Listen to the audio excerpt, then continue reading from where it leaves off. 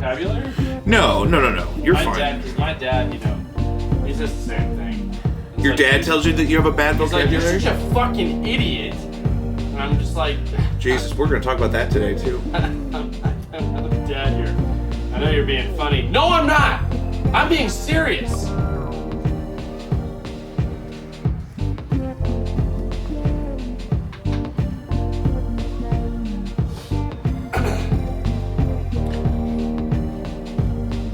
Alrighty.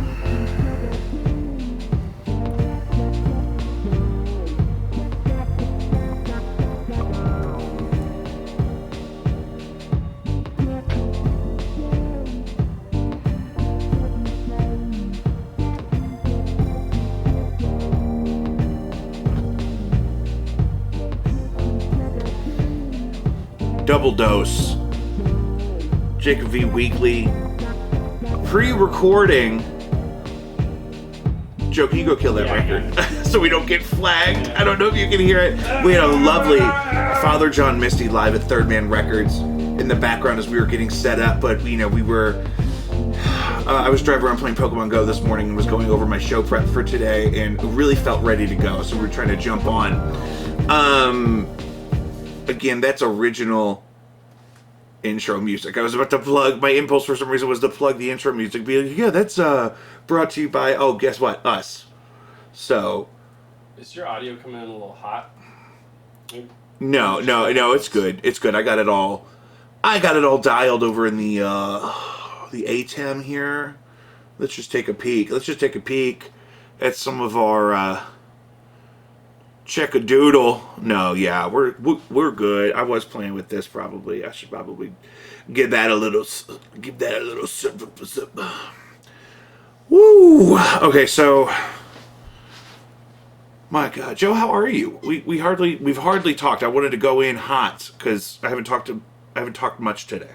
I'm doing okay. My sleep apnea machine fell off last night. So I'm a little groggy, but I'm pulling through. I had some Lion's Choice to kind of break me out. You're turning into me. You need to. Well, I didn't even know you had sleep apnea. I didn't know it was contagious. I must have given it to you. Yeah. And then you're eating Lion's Choice by yourself, like a psycho killer.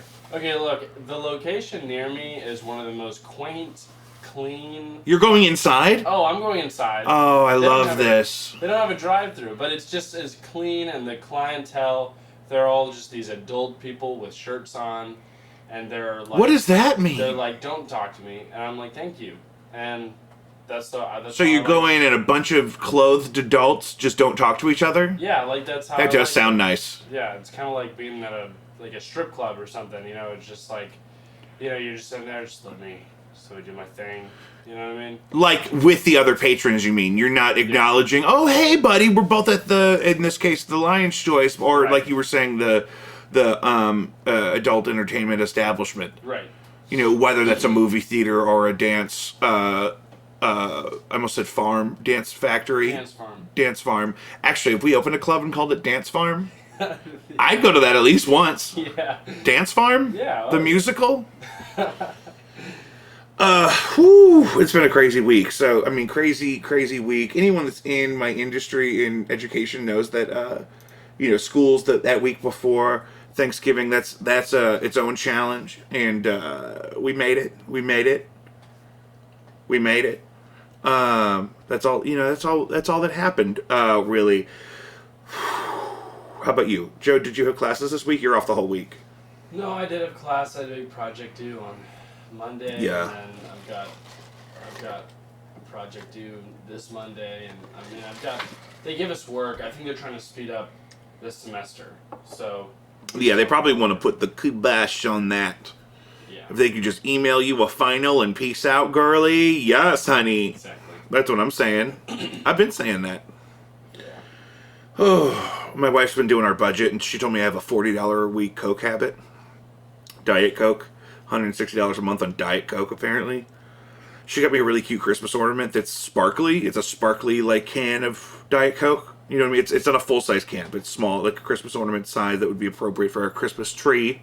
It's the only thing that would be more trashy if it was the original size. That's what I asked originally when she told me what it was, because I got too excited to wait to open it.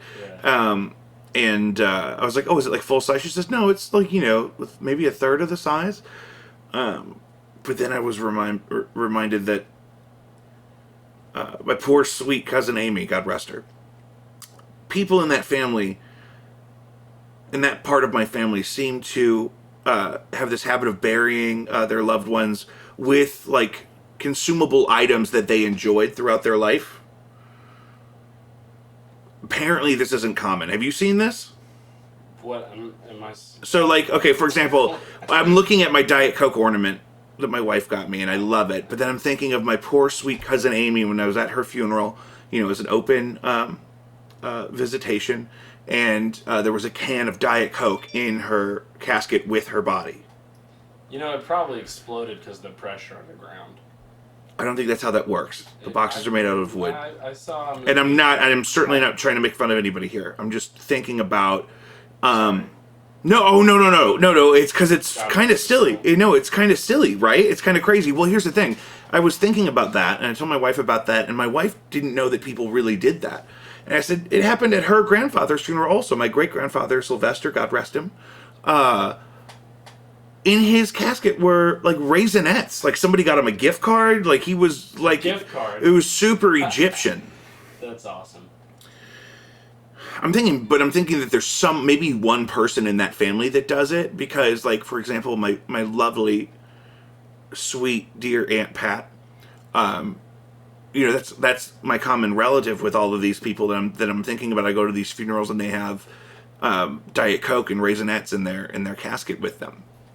I'm thinking maybe it could be one person. I'm not saying it's her, but I'm saying they have a common link. So it could be just this part of my family that does that. My cat is trying to kill me right now. You better get out of here, honey.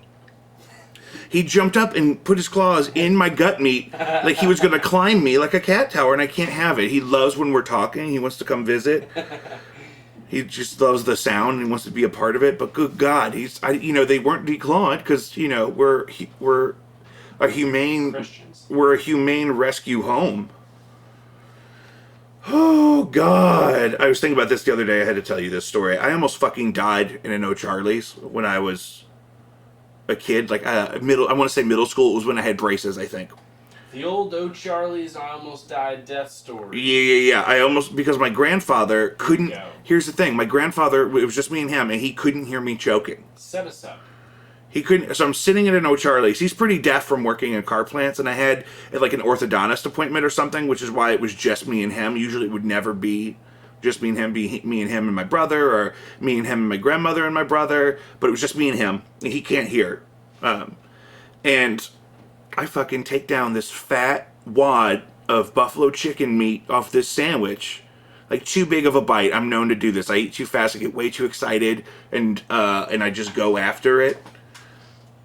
And it, like, plugs my throat. I got a wad of breast meat just plugging my throat, and I'm going... And I'm looking at him. I'm looking at this deaf motherfucker in this O'Charlie's. And I'm thinking, oh my fucking God, I'm going to die here at 12 or 13 because this guy can't hear. Because he wandered around car plants for 35 years. It'd be funny if at 13 you were, like, mad at him for it. Well, I didn't want to get mad because he didn't know. Because here's what happened: is I ended up just being able to swallow it. It wasn't comfortable, but I was able to get it down, and that's the real journey. There was, again, a bite that I had been chewed. I was not trying to woof it, but it was just, shout out to O'Charlie's, beautiful whole breast meat. You know what I mean? That they use in that buffalo chicken sandwich. I don't even know if that location is still open. We used to go there a lot. They used to have that cheddar potato soup. And the hot rolls with it. Like, I'm thinking right after 9/11, that era. O'Charlie's in my mind is the kind of... The aughts, they call it, 2000 to like 2008 or whatever. That's what they call that decade now. It's so dumb. But I was thinking you would know. They call it the aughts. Hold on, my brother's calling me.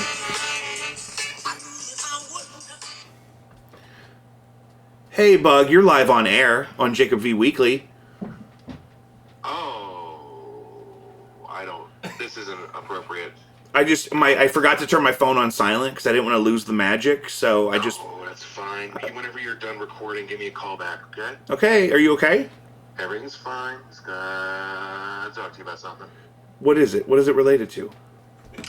Bum, bum, bum. That tone was so Motherfucker. It was just. It was like, oh shit. That was so great. How come hot dog water is gross but broth isn't? All right. That's a Midwest question for you. Is it really? I'm just thinking like how. I mean, isn't that what broth is? It's just like deep hot dog water. You boil a carcass until it's murky, and then you put that in soup. Who was using? Somebody uses hot dog water for something. I can't remember. They better not. They better fucking not. I can't remember. Don't let me hear about it. Yeah, I don't know. Anyway, maybe it's a Midwest remedy for something. Like what? Rickets? I don't know. I feel like that's something that like hot dog water for rickets. I feel like that's something like my Midwest grandmother would tell me while chugging a Busch Light. Like, you need hot dog water. That's something that you would do, like smoking a cigarette in the pond. You need hot dog. Put some hot dog water on it, maybe a little lemon juice under his eyeball. Yeah, right. God, I was talking to I'll just say an associate who has COVID right now, we think. We were on a Zoom call, and she was from home, and, she's having all her groceries delivered and, everything, but really the only person she sees is her boyfriend. She's, like, maybe in her 40s, maybe 50s, but she's on that bioidentical hormone replacement therapy. Do you remember this? I shouldn't be laughing at that. Do you know this? No, it's a good thing. It's like a proactive, it's she loves it, but it makes... And I hate to even say this but I hear this trend on other podcasts too. It makes old ladies really fucking horny. Oh. The bioidentical hormone replacement therapy, it makes it like it probably is good. It re-establishes your hormones as they're intended to be or something. Bioidentical hormone replacement therapy. They put like 2 big pellets under your skin and your ass, and you're good to go for like a year. Under your skin. Oh yeah, dude. They put these slow release pellets under. I'm telling you got to look this up. It's crazy. But anyway, I've noticed that older couples love it, and I think it's because they bone it out. I think it's because they're boning. Are they? What? So, the reason that's related, she only would have gotten it from her boyfriend, who is, I'm assuming, a gentleman of her age, and. That's the only person she really ever sees, other than her son, who's in high school, that lives with her, but they don't necessarily, meet face to face as often. And she was saying he got it from a buddy. It was just him and his buddy in the woods on a fishing trip for like 4 days. Turns out his buddy had it the whole time and nobody knew. And so now she has it, and she was, nice enough to still meet with me remotely for the business we were doing a little business. Getting some hormone therapy? No, it was unrelated to the hormone therapy, but that's just the connection I made in my head. You got your Twitch set up now, Jake? Twitch? Yeah, hold on. I paused it because we're pre-recording. Oh.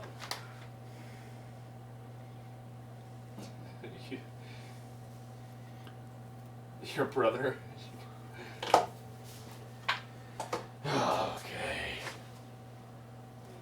Jesus Christ.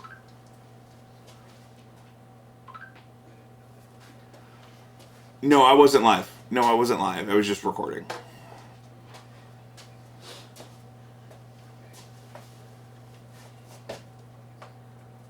No. Get it. Get away.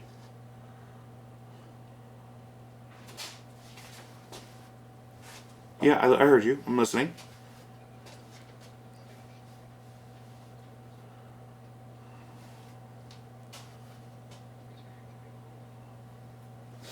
Is she at work?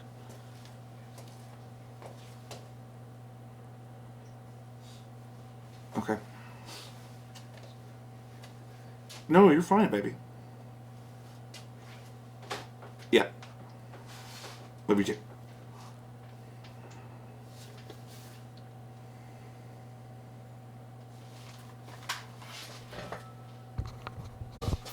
Going back in. Brief interruption. My goodness.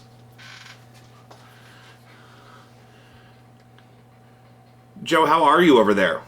They wouldn't have known. You could have just thrown it back in. Yeah, we may still.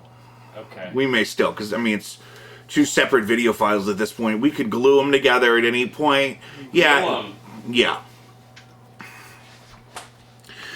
Oh, God, I've been jotting down headlines all week. All kinds of stuff that I thought we may want to talk about related to some of our previous conversations. Did you see there was a militia that planned to kidnap public officials and execute them on TV? Talking about the Michigan... Apparently there's a series of plots, like the one to kidnap Claire McCaskill that was debunked, or not debunked, but foiled, and a couple other like that, where there were groups of self-called militias that wanted to kidnap these officials, and these are the things that were kind of foiled by the intelligence agencies and the police and whatnot. But apparently it's come out that the plan was, for some of them at least, to execute these public officials on live TV like the fucking Joker. So that's great that that's happening. That's part of the conversation that we haven't talked about that I notice online is, when you have this kind of division politically, that, that's part of the conversation that comes up is, would people take up arms to defend certain decisions or elections in this case, or whatever. You would think I'd learn to put my phone on vibrate. But, like we've talked about, I think the military is still very much with the establishment, and so I don't think any of that stuff is as viable as it may sound on the internet, but that's horrifying. It's horrifying. That's really happening. People are setting plans in motion and getting arrested for planning to detain, kidnap, and execute public officials. So I had to get that, off my plate. In better news, Starbucks baristas are getting 10 and 11% pay bumps based on time with the company. That is fantastic. That's a way to lead by example. I see a lot of people that seem happy to work there. The people at my location over here are very enthusiastic and polite, and I'm Facebook friends with some of them coincidentally, and they don't complain about work on Facebook. So that must be the truth, right? Yeah. They need to do that with Smoothie King. What about it? Some of these people, they get all these high schoolers working there, and I'm not saying high schoolers shouldn't work there. I'm just saying, when you lower, I think it's great for a place to have high schoolers. I think it's great to have a place where high schoolers can work and work with their friends. But I feel like, some of the productivity at some of these establishments are kind of waning. Well, right now with COVID too, anybody that pays too low, I mean, if people are going to be able to net unemployment that's greater than what they're typically making there, which I'm not saying is good or bad, it makes some sense right now, why am I going to go work the night shift at a 24-hour McDonald's? You know what I mean?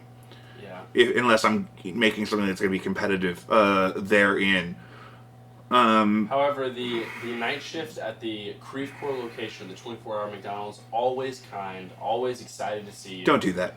Who are you talking to? What did I tell you about addressing my audience? All right. Joking. I'm just talking to you. Joking. I know, just kidding. I just don't want to dox your address. I don't want people to show. I don't want our. You should have said joking. You should just. I don't want our one Russian listener to show up at your house. Not that Russians would do that. Just I noticed on Podbean that we have somebody listening that at least their VPN says they're in Russia. So that is weird. So shout out to your VPN and the Russian zip code hosting that signal on your behalf. This cat is desperate. The Starbucks thing got me thinking that the economy is kind of like the environment and energy and a lot of these things that we used to be able to worry about because we didn't have more immediate issues. But we're not even 100 years out from World War II, and that was really when the blossoming of our quote great American economy, as they call it, took place. And you looked at all the growth at the time and to the people at the time designing what became the framework of our modern economy, you don't see a plan for how to transition as things progress. You don't see a plan for tapering off dependency on certain resources as supply changes, for example. You know what I'm saying? Sounds like some Yang Gang shit to me. What? Don't you even? But you would think they would plan for that. You would think they would plan for, okay, so in 100 years when we start to run out of X, how do we transition to something more sustainable? Eventually people are going to ask that the people running their society do a better job of this, right? Eventually people are going to ask that Kim Kardashian's $1 million birthday island getaway and literal children starving to death don't need to exist in the same place, right? And it seems so crazy that we're still fighting about coal, and we're still fighting about oil, the peak oil, and because there's such an overproduction right now because they opened the floodgates. Oh, it's so inexpensive, so it feels like it's not going to go anywhere. Joe, do you not like oil? I mean, I just think it's funny that, all they need to do to distract you from those issues is just virtue signal something else. So, Yeah. Right now it's COVID. Right now it's. No, the island thing. It's like, hey, what about the island? And all that Kim Kardashian needs to do is look at that bathroom. Look at that bathroom over there. It doesn't. Hello. There's a gender on it. I'm turning 40. Look at the bathroom. Look at the bathroom. And the people are like, yeah, did you see that bathroom? And then boom, it's over. The conversation is deterred. I keep doing this thing. Like, my buddy Zach explained to me that, like, Arizona teas stay at 99 cents per can because they're constantly improving their margins on the vessel being the aluminum can. You know what I'm talking about? The big Arizona 24-ounce teas. I know exactly what you're talking about. A bargain at any price. It's like Jack in the Box tacos. We're 2 for $1 for like 30 fucking years. Eventually, they're just gonna throw them at you. Yeah, now I think they're finally like 2 for $1.50 because enough assholes like me would come and just get like 40 tacos. But their relationship, their overhead on that taco was not stagnant that whole time. You gotta prepare. I gotta be prepared for this kind of research, Jake. This is intense. I mean, I know you had it in the file. But Jack in the Box's relationship with the overhead of that taco, he was always working on how to optimize that operation for that taco, even if it was a loss leader, even if a 45-cent taco got you in the door for a $3 fountain soda, because the margin on that must be crazy, and those sodas aren't even that good. We've talked about soda on this show before. We have a hierarchy of places we like to get soda. And then you can get food from wherever you want. I don't understand the rule that you have to buy the drinks from the same place you get the soda. I mean the food. Yeah, I mean, you're really defying that norm. You're really attacking that. Have you had a Diet Coke from Jack in the Box or fucking Hardee's lately? I have. They're flat. My God. Not enthusiastic Wendy's? at all. Oh. I love the food at Wendy's. Great. And sometimes their Diet Coke is fine. But it's never... electric. It's never what it's supposed to be. It's certainly never worth $3. It's more ice than... Don't even get me going. That's the What did you have at Lion's Choice today, Joe? I was about to bring up Lion's Choice. I love Lion's Choice because the crushed ice, like the rabbit, and the rabbit food ice. I don't like the rabbit food ice. It deflates. Oh my God, I love it. I want it on me. Oh my! You know where they have that? The crushed ice is good. Lion's Choice. Did you get a styrofoam cup? No, I went plastic. They don't have the styrofoam. That's probably good. So you got a big plastic cup? Yeah. I mean, it was an adult, Lion's Choice. They're very conscious. They have no styrofoam. It used to be styrofoam. They're toasting all the buns there. Did you get a medium soda? Is that what you're telling me? I got a large. Oh, thank God. I went large. I like their new emblem. This line kind of reminds me of you, actually. Oh, the new clear cups. I'm gonna bring it to you so you can show them. Yeah, bring it up here. And can you go ahead? And can you bring me one of those waters out that fridge while you're over there? We're talking about Lion's Choice. They did get new cups. I don't remember if there's a transitional opaque Lion's Choice plastic cup. I know it's clear with a sort of a translucent red. Thank you for this. Here's a little Lion's. Here we go for the people. Not a sponsor. Not a sponsor yet. That looks so much like you. Welcoming Lion Energy. I want it back. I get the king beef and cheddar. Though, the cheddar, I understand the argument against the cheddar if you have one. I understand. I like the Provel. I love Provel. Anytime I have the option to have Provel, They have Provel there? You mean Provolone? no Provel. They have Provel at Lion's Yeah, Choice? fucking Provel. Jesus Christ. You gotta try. Oh my! It melts over. It's like a sauce. The cheddar is like a sauce. Right, but I mean, this is Provel. Provel has that texture, that just it's like it's like everything mayo should be, but as a cheese, and it's great flavor, not mayonnaise flavored, but it's like a sauce. You got sugar water on my pedal board. That's not sugar water. It's just water.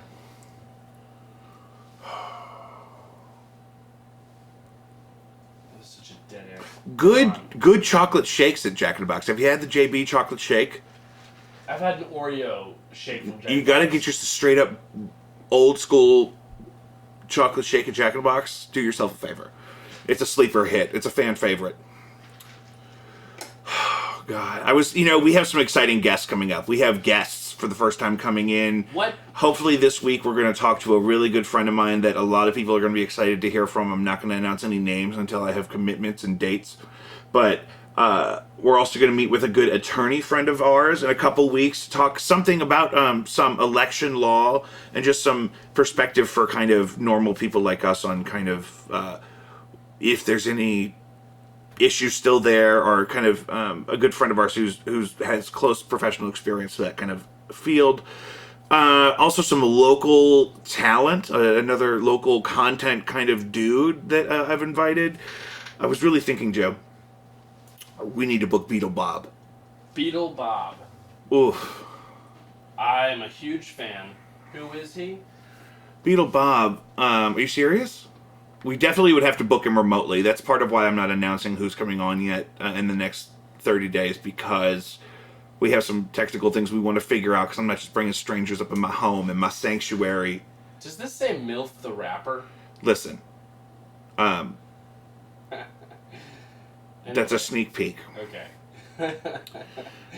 Beetle Bob is kind of like a local celebrity, I guess you could say. He's really like kind of a questionable dude who shows up at live shows and will dance, and he has like a Beatle haircut and he dresses like old school like Beatles, like the dark suit and the big haircut or whatever, but he also kind of like fucking causes some riffraff on occasion.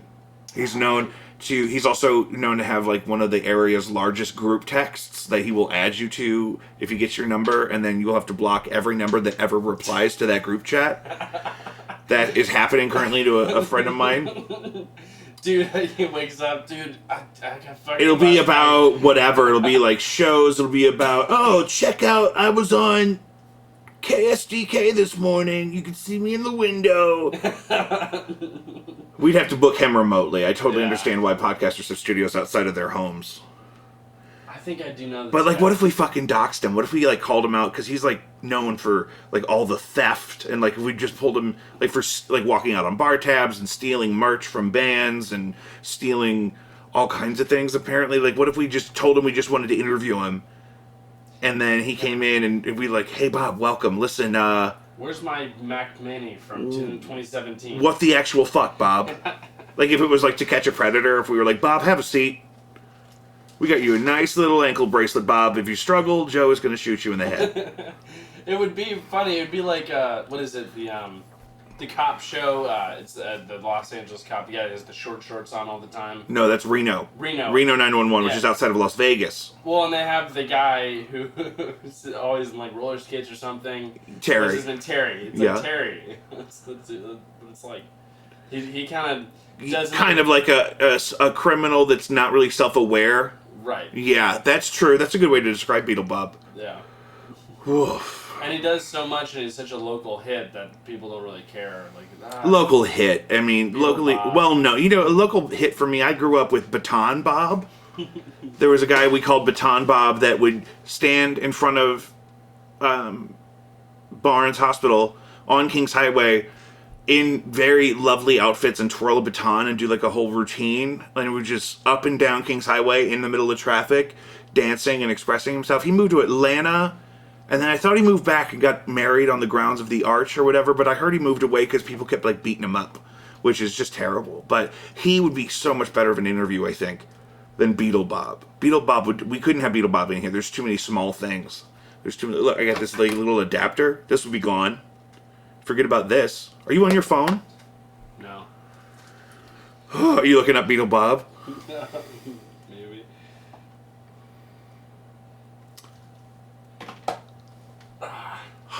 Yeah, the only guy that can come to mind is Crazy Mike, who wanders up and down the loop. He's got all the piercings, like everyone. Yeah. And he dances in front of the windows. Yeah, and he kind of screams at you. He's always yelling. He's kind of yelling. He's loud, a little loud. Yeah. He'll get kicked out of a place, but then he'll be back in there in like 30 minutes. Yeah.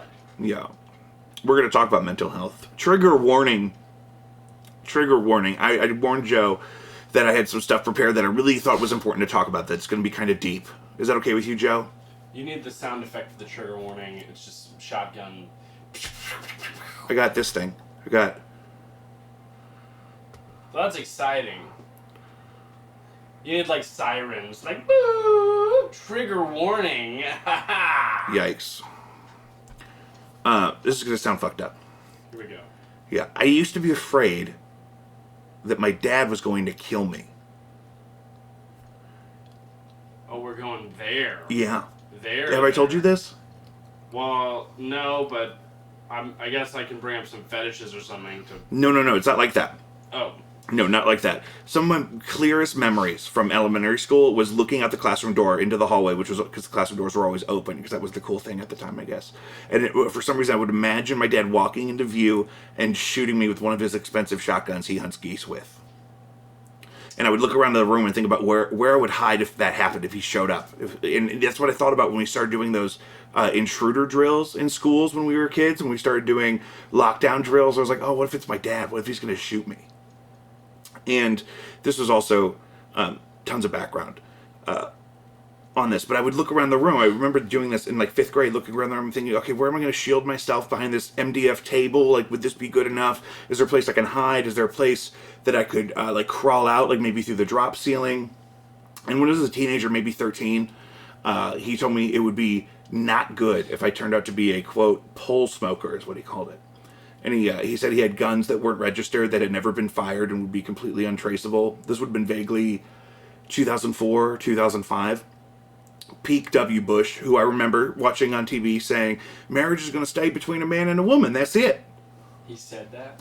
On TV, yeah. That's amazing. Absolutely. This was, 2004, 2005. I'm 13. Oh! In a very awkward, casual conversation, my dad says, yeah, that would not be good. That would not be good if you turned out to be a pole smoker. A pole smoker. And then he said, I've got a lot of guns. It's Missouri, like I was telling you when you showed up today.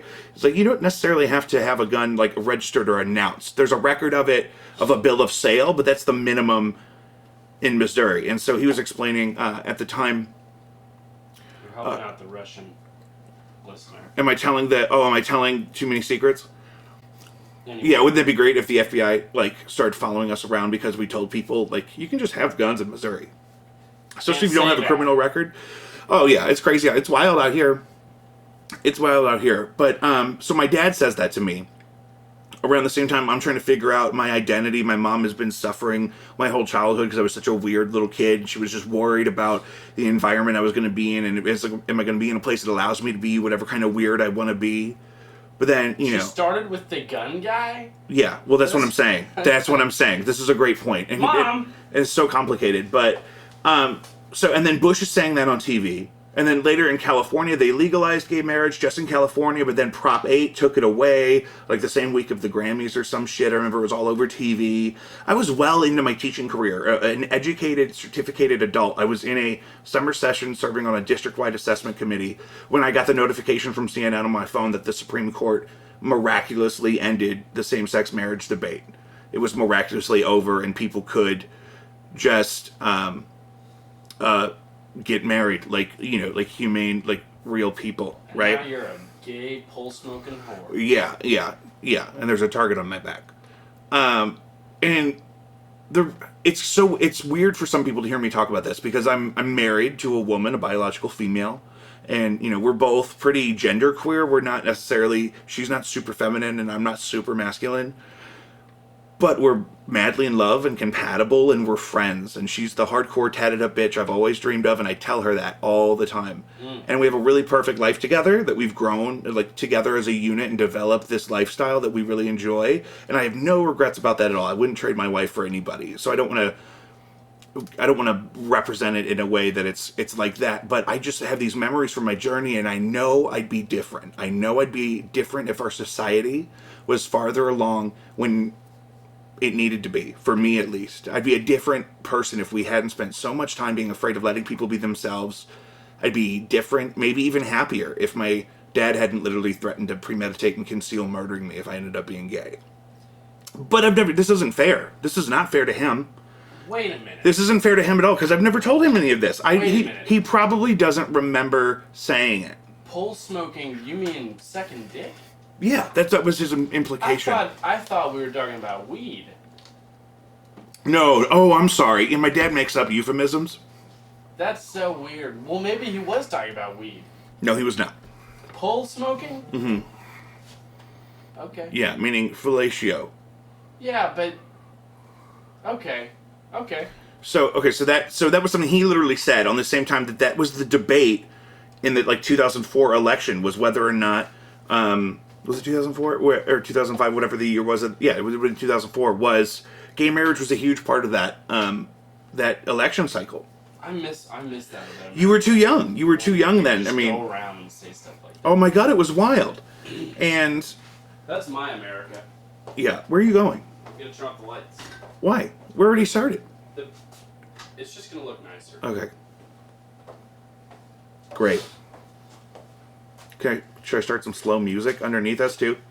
Turn on "Slow Love" by Prince. Yeah. Oh my God, I love that song. Great song. That's a good one. But here's the thing: this is not fair to my dad at all. I've never told him any of this. He probably doesn't remember that it happened. But I think about it all day, for years now. And maybe if I had known at 13 that I was going to very happily marry a woman, a genetic female, maybe I would have recognized those statements differently. But that's not what happened. And it's really, really hard for me because I love my dad. I am always wishing for that relationship to be something it's never been. I know he feels the same way about his relationship with his father. It's no one's fault. You improve on what you have. You improve on what you have when you get here.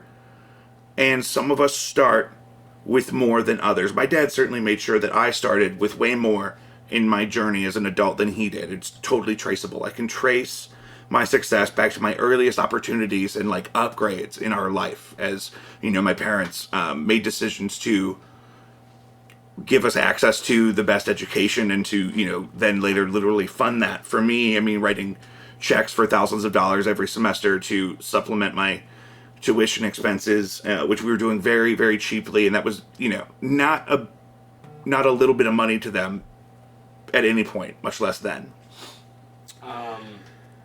I don't understand.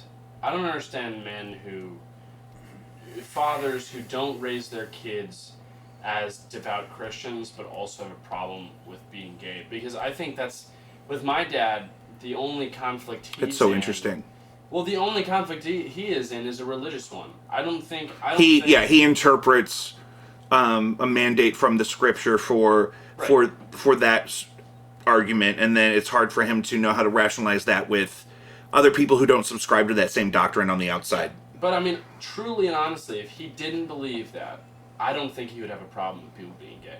But what's weird is there are so many fathers who don't care about Christianity, they don't care about God, but they still have a huge prejudice. Yeah, because it's also societal, right? And because so much of the framework of society and our whatever subconscious class system we kind of live in, which is natural, it's not a good or bad thing, but that's sort of the variable, right? That's a big part of the thing. It was actually really shocking, when I found out that wasn't Dick Cheney's reaction. We talked about Dick Cheney like he's the devil, but wasn't that weird? Did you see that movie? I saw the movie with Christian Bale, and he was really sweet about it. He was cool. That's crazy, and because I remember that at the time, I remember thinking, "What is going on?" Bush is really sticking to his guns. This is 2004, 2005 on the gay marriage thing, and Cheney's daughter is a lesbian, but apparently he was sweet to her about it. But then it obviously was not on his radar. I guess he had a much different agenda, as we've learned. That was a crazy movie. We should review that with my brother. Yeah, that was a great film. My brother's a really into movie guy, and so I think that would be a great one for the old. He's not on this list. Who? Of up-and-coming. Yeah, that's a good point. We should add him to the list of guests. Sorry, I'm referring to my notes from my iPad here. And so part of the reason I wanted to bring that stuff up, my dad will probably never hear this, and if he does, I'm sorry. I mean, I'm not trying to like out anybody or any dirty laundry, but I just realized it was something that is really important for me to talk about, and I had because to get it out of the way. It'd be funny if it was just like... I'm hoping this is late enough in the episode that maybe it doesn't pop onto his radar, and because here's the thing. I mean, I try to write something every week that I think people need to hear in their life right now. That's the point of doing the show weekly, is that we can have topical kind of conversations. And I think forgiveness is such an important thing, not just in our normal journey. Like, I have to forgive my dad every time I choose to communicate with him. And I do, because that relationship is so important to me, because I know that there's love in there. There's just a lot of other obstacles. And but we don't necessarily understand each other the way that we would, I guess, if we were more similar ideologically, obviously. And my family's given me so much, and it's I'm really lucky to have the time and the energy, and like I was making fun of you for before, the vocabulary to articulate these things. I have the privilege to even recognize that, oh, maybe this is a problem. I've been off of, I kind of gave up alcohol when COVID started. And that's been really helpful for this process. I think, that was definitely a part of some of the demons that I was trying to, kind of mask when, I would abuse alcohol previously. It's not a journey that's over for anybody. But I don't think people acknowledge that, everybody has something like that they're carrying with them every day that's historical and long-term pre-COVID that they have to wrestle with. And some people never get over those things. Some of the people that are literally, waddling around totally strung out on heroin in McDonald's parking lot, they're trying to get away from some of that stuff. And they're not doing it in a way that they can even really have a home to do their own heroin in. You know what I mean? So I'm really lucky that I get to sit down and talk about that stuff that's really struggling, that I really struggle with. But that doesn't mean it's not real. And I don't think people are giving themselves enough. I read a headline this week, though, that said, forgive yourself for previously settling for less than you deserve. I thought all I had to do was forgive my dad for saying that one thing that one time. And it just had that effect on me that was, that no one really knew about. But I think about it every day. And I have to forgive myself for not being more vocal about being upset about that sooner. Maybe I didn't take it seriously. Maybe I wasn't ready to talk about it. So I kind of discarded it. So I have to forgive myself for that. I also have to forgive the environment that, that my parents started in, and they've come such a long way and been so much more successful than they should have been, knowing how kind of competitive their upbringing was. But I don't think people are doing that to themselves enough. I don't think people are forgiving themselves enough. Forgiveness is huge right now. We need to have grace and patience and forgiveness, because we are all struggling with that shit that we all have and carry around anyway. And then you put COVID on top of it, and people are out thousands of dollars in income and sales revenue or whatever you're experiencing with the pandemic right now. And I don't think people acknowledge that their pain is real. And I think that's important. I think they have to acknowledge it. If you feel it, it's real. Whether or not you feel like it's as important as somebody else's experience is not really it doesn't really matter. That doesn't make you feel any better. And if you feel better, I think you're a more productive person. Like, it's good to feel better. Yeah, I definitely see the product of your therapy a lot. I see. Yeah, you know what? You sound. The tone of your voice is so compassionate and welcoming right now. When you said, yeah. I can definitely see. You've been in a lot of fucking therapy. You fucking snowflake. No, I can totally. You know what's obvious to me? The obviousness is just undeniable that you have a friend who's like a counselor. You spent thousands of dollars talking about your feelings, bitch. No. I mean, there are weeks that go by, and I can see that you are relieved after going to therapy. I'm like, that guy might be onto something. That's Well, what I I'm think also about. extremely blessed that I can. It cost me like $30 a pop. I do it every other week. I could probably do it every week. Yeah, but I mean, I think that's worthwhile. I mean, I spend $30 a week on other things. I also spend $30 a week on apparently Diet Coke. Diet Coke. Motherfucking It's Diet $1! Coke. Did we just do that? Did we just bring the Diet Coke back? Holy fuck. I just want to tell people that their pain is real and get a Diet Coke. And Joe, this is important for you too, I think. This last bit I wrote here, that don't task yourself with figuring out the future all at once. You want to know what I talked about in therapy this week? That was it, really. Was I don't have to decide what I'm going to do in April in regards to anything, because it's not here yet. Whether in regards to my career, things I want to accomplish around my home, things I want to do, in all sorts of... I can't make those decisions until they're available to be made. So we need to give ourselves permission to defer those until they happen. Give yourself permission to... Joe, you don't have to really know right now what you're going to be doing in this time next year, because that's not how your cycle works. That is a thing for me. It's not yet, because you have to worry about next semester, and then in the middle of next semester, the fall semester will come up for you to make those decisions. Don't put that pressure on yourself right now. Yeah. Especially the Wednesday before Thanksgiving. We're on Skanksgiving time right now, honey. It's 1 p.m. Some people are still at work. As we're recording this, they're going to go out tonight and they're going to get good and liquored up. They're going to wake up and they're going to smoke a bong, or they're going to have a pot, and then they're going to go eat mashed potatoes and share sodas with their grandmother. Smoke a pipe. It's good. They're going to roast a hog in the ground because of the pilgrims. And then they're all going to share one Diet Coke. And they're all going to get COVID from the communal vat of Thanksgiving Diet Coke. The drum. Jesus Christ. I feel better. I feel like a dark demon blanket has been lifted off of my shoulders. Bandcamp is waiving their share on Friday, Black Friday. So if you want to buy any original music by Jacob V or Too Deep, you can find us there. There's also an EP I put out with my friends Battle Stag back in the day. You can find that on Bandcamp. If you do that on Black Friday, that's all of the artist's money, not the Bandcamp's money, and they're being so sweet and being generous this holiday season. So feel free to see us there.